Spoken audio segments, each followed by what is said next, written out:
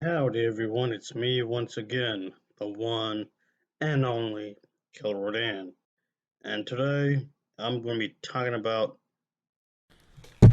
Look here! Look, listen!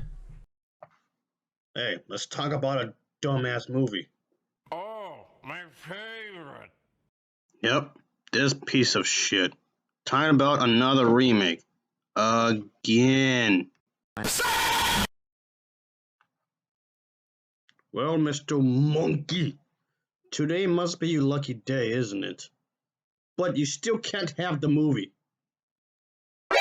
NANI? Mr. Monkey? No, no. Need the security over here. Ah, that's my food, man. Hey, it's my food. No! Give me, that's my food, man. That's my food. Ah.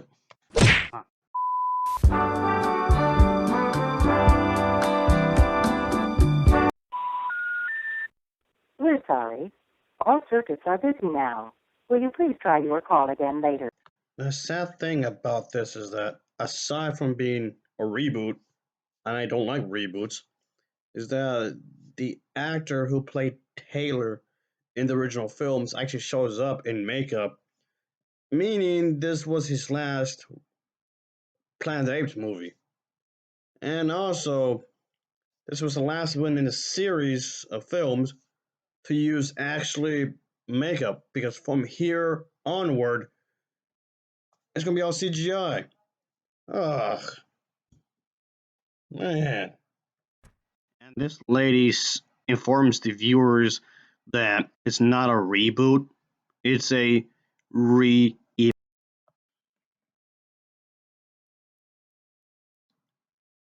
That's the same damn thing. Stop trying to disguise that fact. Oh, revisit, redone, reboot, redo, redid. However you want to word it, it means the same thing. It all means the same exact thing. Give me a break. That makes absolutely no sense to me, like at all. The way to try to word it and disguise it somehow. And this actress brings up the films he's done before, I guess you would say.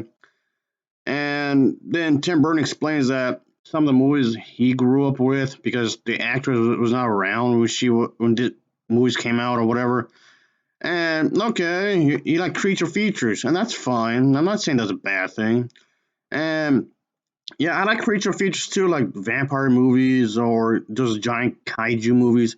And he actually brought up War of the Gargantuan, which is a kaiju film from, the movie like the Toho Company and whatnot. That's cool. That's great. But still. So, okay. He was inspired by movies that he had watched when he was younger. Okay, I can see that. I can see that. That's fine.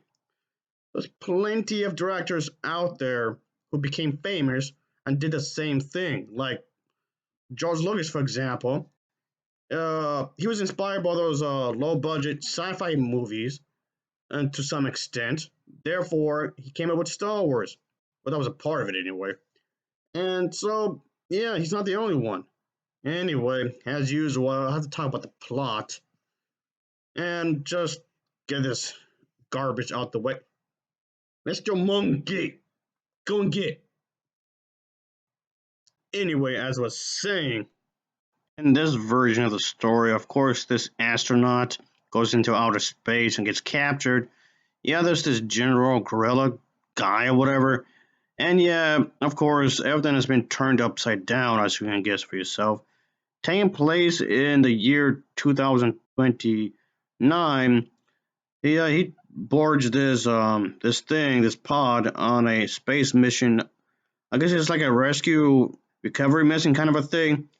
But of course, it doesn't exactly go as planned as he goes through this space time wormhole that lands him on this strange planet where there's talking apes characters rule over the human race, which he can't really get to understand really because it just seems bizarre. And of course, he does get some help, of course, just like you might expect from the original movie.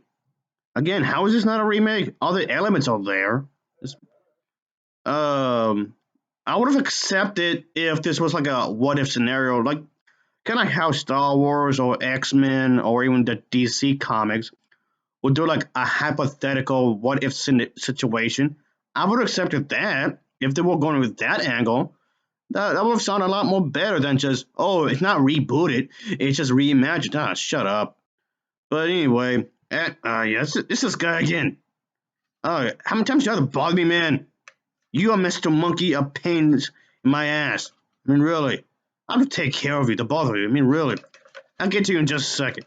Yeah. Hey, come here. Hey! Say, come over here. Take care of you in just a second. Yeah, like I was saying, folks, I didn't like it. I thought it was really stupid. A big, dumb action movie. That's all this is. And it's boring. It's also really boring as well. It comes off way too familiar. Right then. So yeah, I have to take care of this guy. Hey, over here. Putting you over here. There you go. Lock him up for a little while. Anyway, like I was saying, it's just stupid. But yeah, folks, I didn't like it, obviously. Like, whatsoever. It was unnecessary. I mean, okay, granted, I was never a huge fan of Tim Burton. I didn't really enjoy none of his movies. Maybe except for Beetlejuice, I guess. That's about it. Well, Edward Scissorhands wasn't too bad either, I guess. Oh yeah, I know, I forgot. He also did those clay animated movies. Those were pretty alright.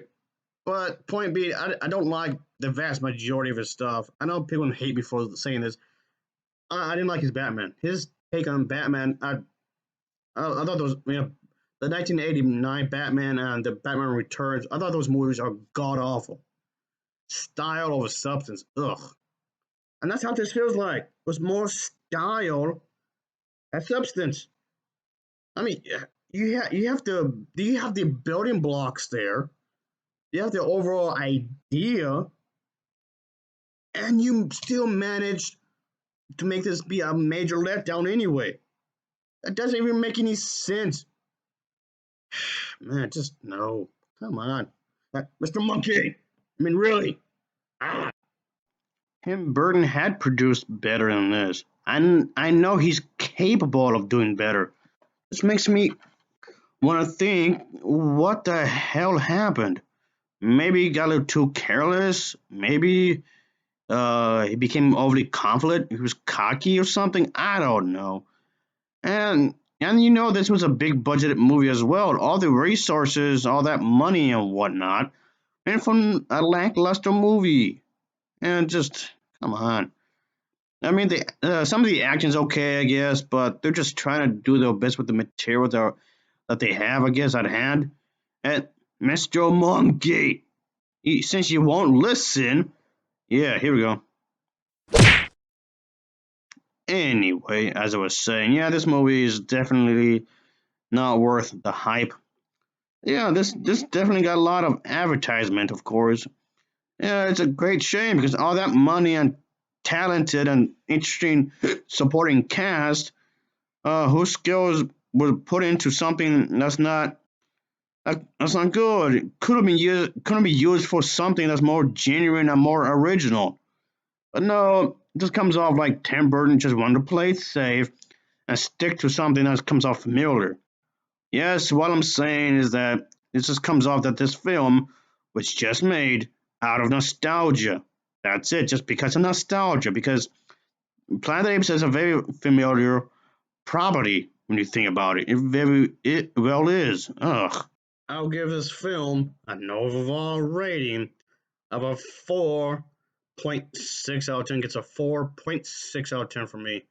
As always, thanks for watching and take care. Until next time, see ya. Oh yeah, later. Till next time, I guess I'll just be talking to my therapist. Thanks a lot. Man.